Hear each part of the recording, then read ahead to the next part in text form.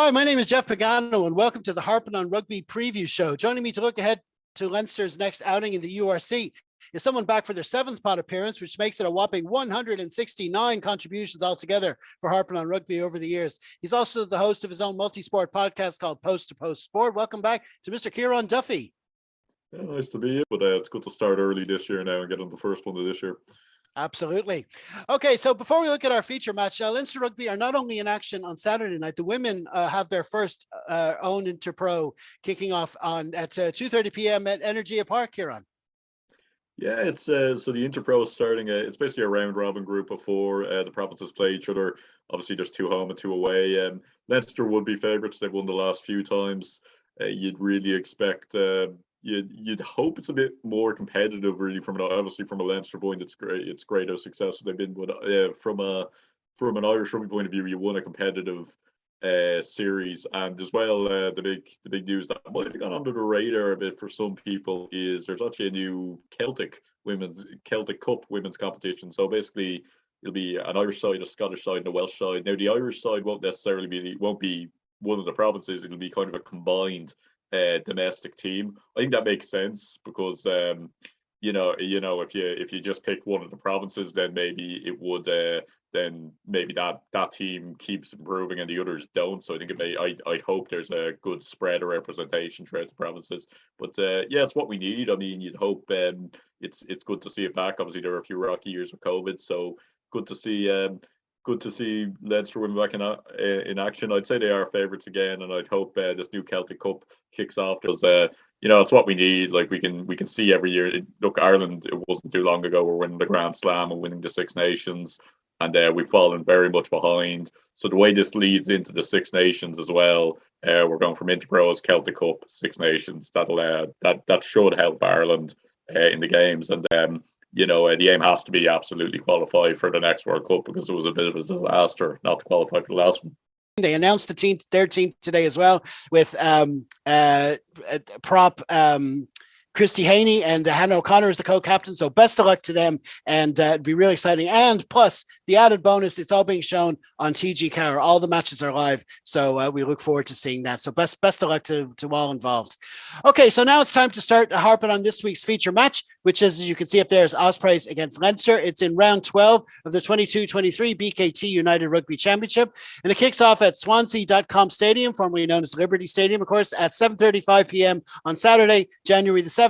The match is also being broadcast by TG Car, but also Viaplay, the station formerly known as Premier Sports, and also URC.tv, where you can watch all matches in the competition for just $6.99 a month. Now, Leinster named their starting lineup at lunchtime on Friday, so let's have a look at it, starting with the back line. At 15, there's Hugo Keenan. The wingers are Jimmy O'Brien and Jordan Larmour. The centres are Charlie Natai and Jamie Osborne, and the out halfbacks are Cormac Foley and Harry Byrne. Yeah, so it's a good look. It's a very strong team, and there's no messing around. I wasn't sure heading into the Champions Cup game if there'd be a few players rested. Harry Byrne, it's a big opportunity for him. It's his first start of the season. We were.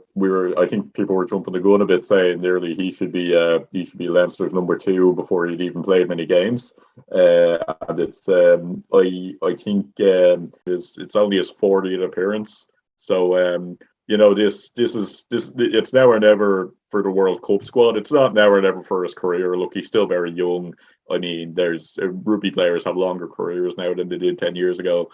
But it'd be a good time for a breakthrough month, even forget season, just a breakthrough month ahead of some big European Cup games in the Six Nations.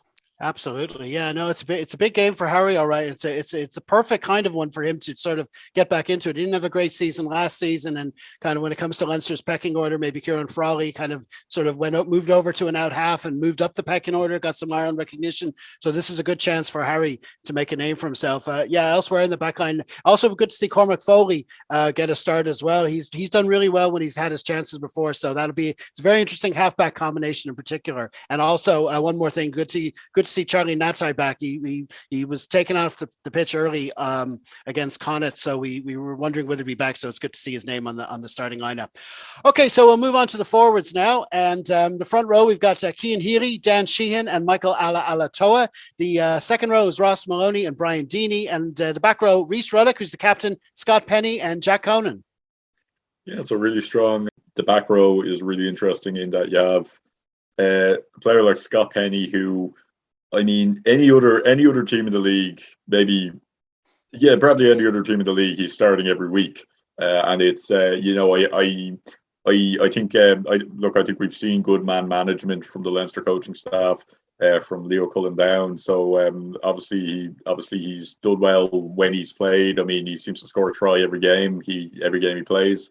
So this will be a big game for him again. He's, despite the fact that he is getting game time, he's probably not getting the game time he'd want, and he probably wants to put his hand up a bit for Ireland. There we go. We were wondering how long it would take us to say put his hand up.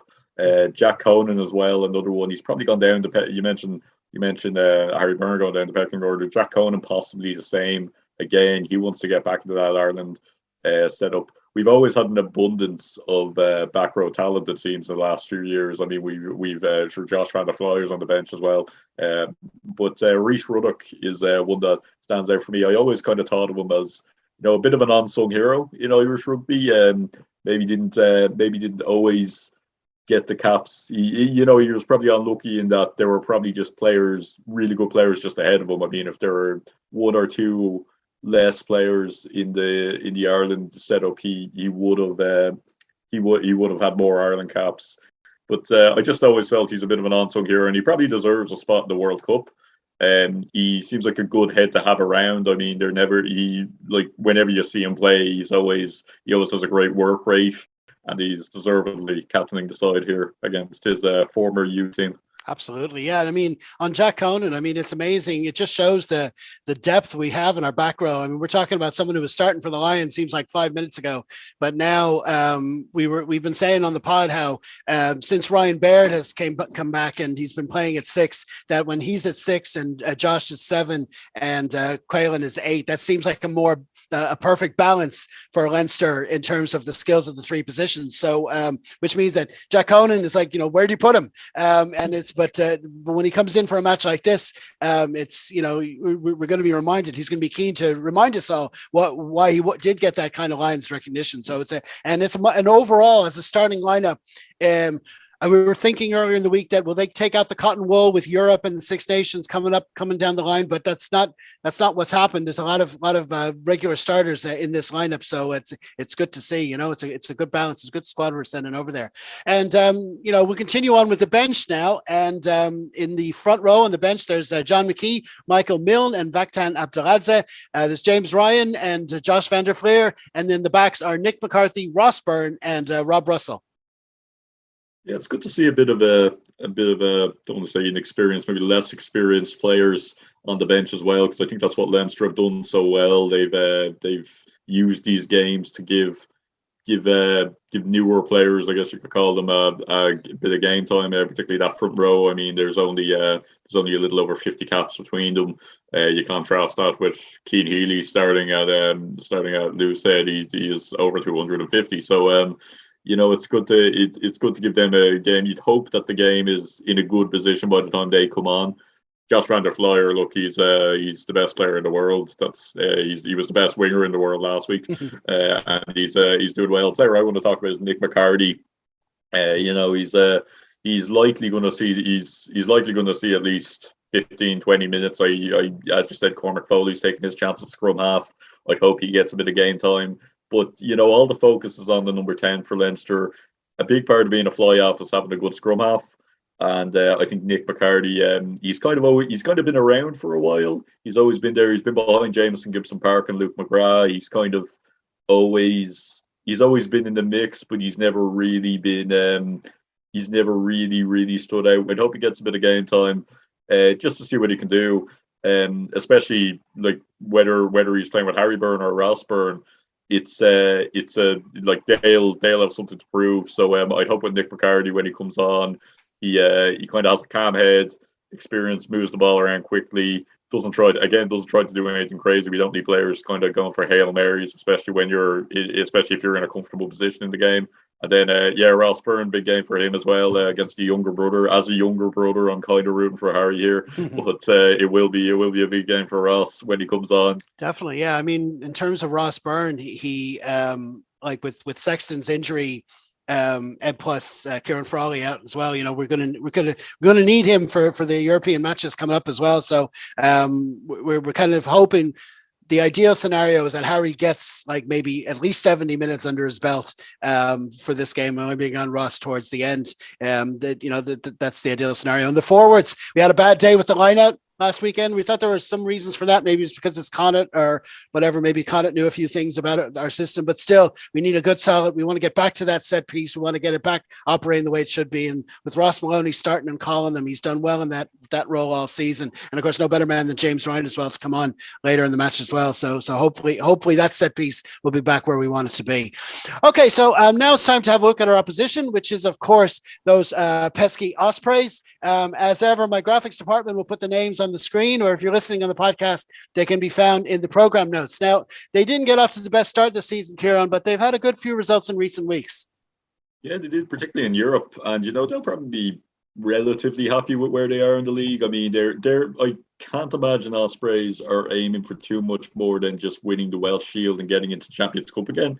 They've given themselves every chance now of getting into the last 16 in the new revamped Champions Cup. That I'm not exactly happy with the format still, but that's probably for another day. But look, it hasn't. They haven't been fantastic this season, but they have turned things around probably in time for this game. I'd hope Leinster win this game. Leinster, not easy enough, but Leinster do what they do and put on a bit of a score here. Jack Walsh is their leading point scorer, and Keelan Giles, he is their leading try scorer at 4. Keelan Giles also 12 clean breaks according to the URC stats page. So look, they're probably not good enough to beat Leinster if Leinster are playing at their best, but they have had good results in recent times, and I'd expect maybe it won't be an easy first half. I think in the end we might see it the usual Leinster go on and put 20 points, put a 20-point winning margin. They do know how to score tries. They do know how to. They have eked out a few wins. They're probably not as good as they were last season in the league, but they will be aiming to win that Welsh Shield. So maybe this isn't so much a game that they're going to be focusing on with Europe coming up as well. But yeah, look, 2 wins on the bounce. So they're obviously the lower part of the league, but it's a long way since they used to be the league winners. But I don't think we're in for an easy game, but I think it should be a comfortable enough win for Leinster. Yeah, there's been a lot of changes, obviously, in Welsh rugby, especially in recent times, with teams changing their names, changing their logos, changing their coaches. There's a lot of change basically going on in the Welsh game, and especially the professional level. And but one thing they still do have good players, and they know that they players who can perform on the day. So you always have to be careful, and you have to figure, the Ospreys, they always like getting one over Leinster. It's been kind of I always call this the league's most organic rivalry that came, like you said, those finals in the past and whatever. And but like you say, I mean, you look at the team sheet, there's names. There's Keelan Giles, be quick on the wing. Of course, Alan Wynne Jones, of course. We all know what he can do, an experienced head on him. So and they'll have the crowd behind them. So they could definitely make it interesting. Okay, so now just a quick look at the officials. It's an Italian referee, Andrea Pirardi. As you can see there on the screen, the weather forecast for Swansea on Saturday evening doesn't look great. It's rain, a drizzle, plus a pretty strong wind by the looks of it. So that could play a part. Which brings us on to time to put our heads on the block and make some predictions. We'll start with the other provinces maybe this week. They're all in action as well. Munster host the Lions. Yeah, so look, Munster have kind of turned things around recently in terms of performance. They lost to Leinster. They'll be very disappointed. They probably should have won that game, really. And I think if they were playing anyone else against but Leinster, they probably would have won it. And then they narrowly got that win against Ulster in a in a game where neither side looked great. Yeah, I mean, Lions weakest probably of the South African teams traveling all the way up here. Weather's not supposed to be great on the weekend. It might suit Munster a bit. I do think things are starting to turn around a little bit for Munster if they if and by the time this podcast comes out, I could be very much disproven, but I think they're going to narrowly win the game. Okay, and next is Benetton v Ulster. Yeah, so relatively speaking, despite the fact that Ulster are third in the table and Benetton are seventh, it's probably been a better season for Benetton, as in they're punched above their weight, whereas Ulster are kind of looking over their shoulders. I actually think Benetton are going to edge this one. Okay, and certainly hasn't been a good run for Ulster, and that certainly wouldn't help, but we'll see how they get on. Connacht are hosting the Sharks. Yeah, look, no, I think Sharks. Sharks have enough to win this game. Then again, it's a messy game at the West of Ireland.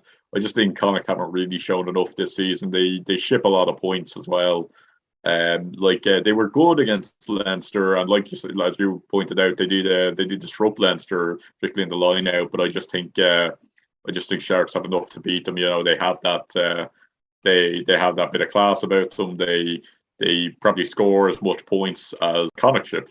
I'd love to see Connacht pull off something ahead of the Challenge Cup. I think they'll actually have an eye on the Challenge Cup anyway. It's an interesting game round in that you'd wonder who's going to have an eye on the European games. But no, I think Sharks will could be 15, could be 10 points. I think Sharks will win it. I think Connacht, if they get a losing bonus point, that's a good result. Okay, and finally our match here, Ospreys against Leinster. You said you think Leinster should win it. Yeah, so I'm thinking a narrow enough first half. When you mentioned the conditions there, it doesn't sound great, and that might not be great for Harry or Ross, whoever plays more game time. But I think it'll be a comfortable enough one. Look, we see this often from Leinster. It can be a bit of a tight, cagey game. Could be one of those 6-3s, 9-6s at halftime. It could be one of those very tight games. I think Leinster will pull away in the end. I think by all rights, looking at the team sheets, Leinster should win. I don't think it'll be an easy one, but I'd hope Leinster could be. I don't think it'll be an absolute rout just with the conditions. But I do think Leinster by 15, 20 points at the end. Right, we're going to leave it there. Thanks very much to Ciarán for joining me for another preview show. And to the viewers and listeners, just be sure to check out the link to Ciarán's fundraising efforts. You'll find the link in the program notes. And for Saturday's match, why not join the conversation on Mastodon throughout, and then maybe head over to our Facebook page at Full Time and leave your thoughts there. In the meantime, stay safe, everyone. Slán.